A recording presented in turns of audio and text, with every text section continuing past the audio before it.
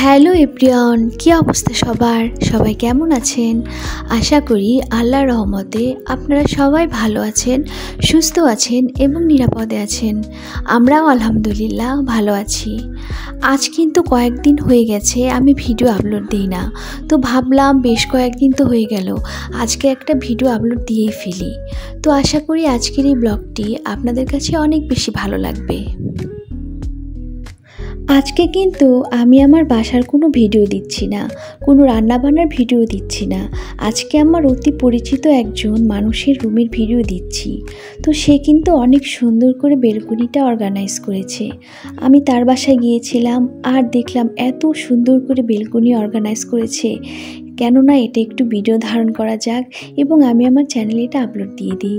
আর বেলকনির ভিউটা কিন্তু অনেক সুন্দর।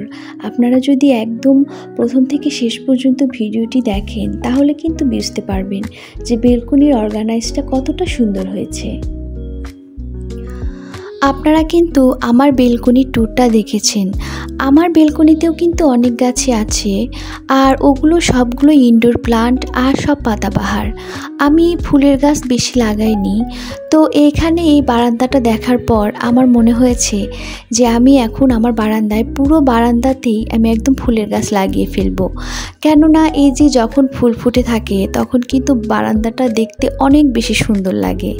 আর যখন বাতাস হয়, বাতাসে যখন গাছের পাতাগুলো ফুলগুলো যখন দোল খায় তখন তো অসাধারণ একটা সৌন্দর্য সৃষ্টি হয়। তখন কিন্তু পুরো বাসার ভিতরে এই বারান্দাটাই হয়ে ওঠে সবচাইতে প্রিয় জায়গা। আপনারাও কিন্তু এখান থেকে দেখে অনেক কিছু আইডিয়া পেয়ে যেতে পারেন। আমার মনে হয় বারান্দা খালি রাখার চাইতে বিভিন্ন রকমের গাছগাছালি, যেমন ফুলের গাছ, ফলের গাছ, এগুলো লাগানোটাই বেশি ভালো।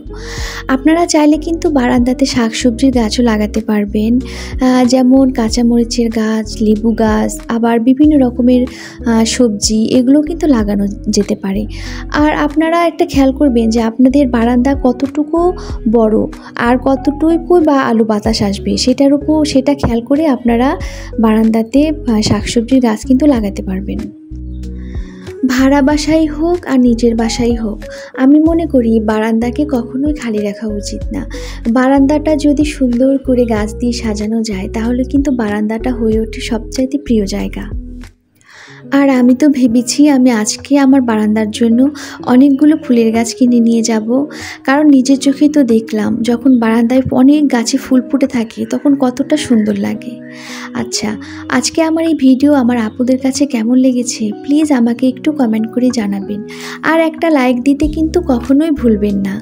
আর যারা যারা আমার আজকের এই ভিডিও নতুন দেখতেছেন তাদের সবাইকে একটা রিকোয়েস্ট রইল, প্লিজ আমার চ্যানেলটা সাবস্ক্রাইব করে দিবেন এবং আমার পাশে থাকবেন। আমি চেষ্টা করব আপনাদের পছন্দ অনুযায়ী আরও সুন্দর সুন্দর ভিডিও তৈরি করার।